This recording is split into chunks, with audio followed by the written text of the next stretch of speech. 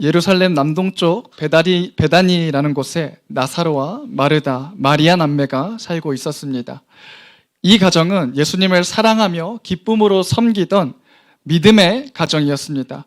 예수님께서도 종종 이곳에 오시면 그곳에 머무르시고 식사도 하시고 말씀도 전하셨습니다. 그런데 어느 날 나사로가 중병에 걸려 목숨이 위독하게 되자 나사로의 누이인 마르다와 마리아는 사람을 보내 예수님께 도움을 요청했습니다. 주께서 사랑하시는 자가 병들었나이다.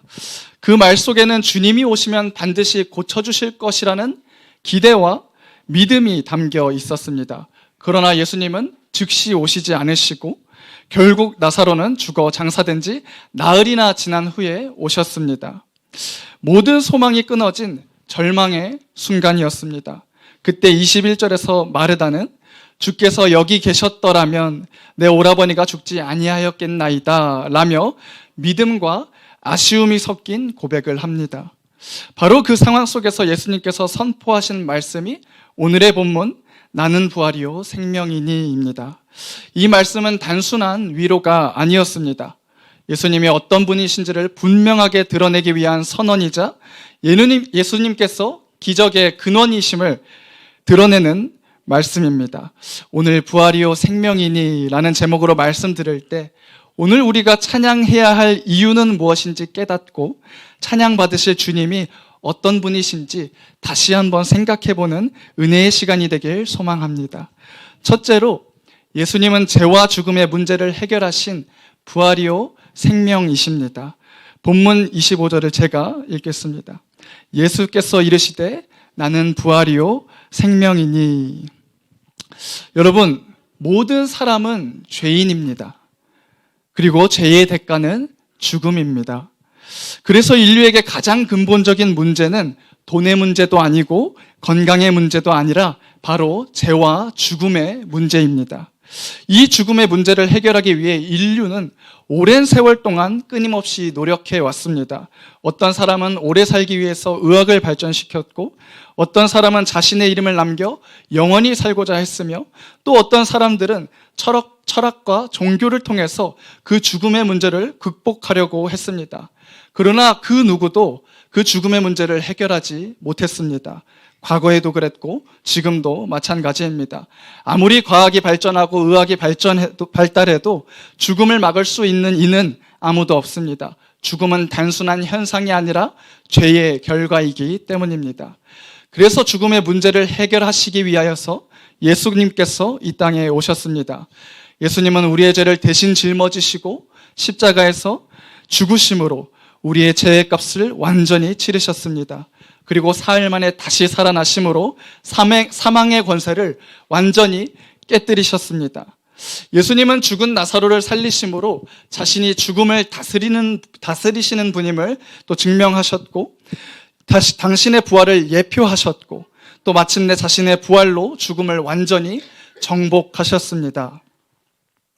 그러므로 오직 예수님만이 죄와 죽음의 문제를 해결하신 유일한 부활이요 생명이신 것입니다. 고린도전서 15장 17절에 사도 바울은 그리스도께서 다시 살아나지 못하셨으면 너희의 믿음도 헛되고 너희가 여전히 죄 가운데 있을 것이라며 부활 신앙을 강조했습니다. 여러분, 이것이 바로 우리가 붙들어야 할 부활 신앙입니다. 우리의 죄와 죽음의 문제를 해결하신 부활이요 생명이신 예수님을 기뻐 찬양하는 영천의 모든 성도님들이 되시길 축복합니다. 둘째로 예수님은 믿는 자에게 영원한 생명을 주십니다. 25절 하반부에서 26절에 나를 믿는 자는 죽어도 살겠고 무릇 살아서 나를 믿는 자는 영원히 죽지 아니하리니 라고 하십니다. 예수님을 믿는 자에게 주어지는 은혜는 단순한 위로가 아닌 영원한 생명입니다.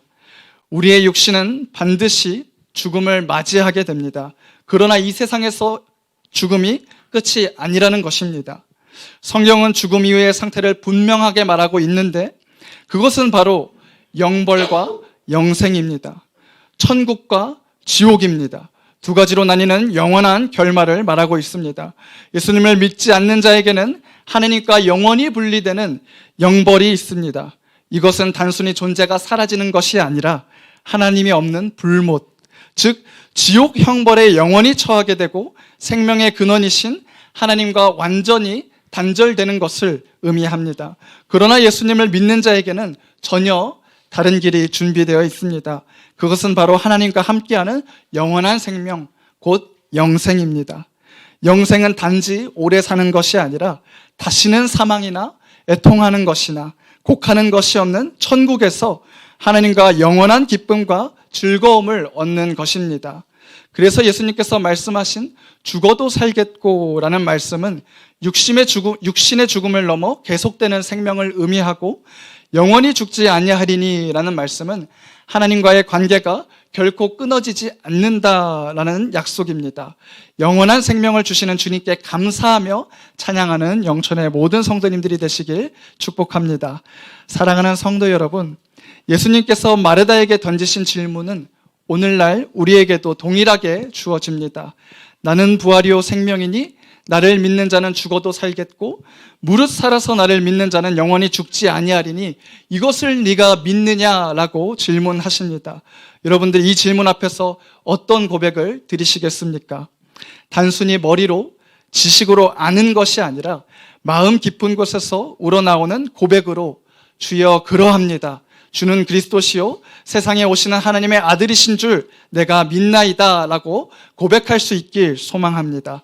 오늘 우리는 부활주일을 맞아 찬양제로 주님께 영광을 돌려드리기 위해서 이 자리에 모였는데 이 시간 각 기관별로 주님을 찬양할 때 단지 노래 부르고 춤추는 것에서 끝나는 것이 아니라 예수님께서 우리의 죄와 죽음의 문제를 해결하시고 부활하셔서 지금도 살아계시는 생명의 주님이심을 기억하고 또 우리에게 영원한 생명을 허락하신 주님을 생각하며 감사와 기쁨의 찬송을 올려드리는 영천의 모든 성도님들이 되시길 주님의 이름으로 축복합니다.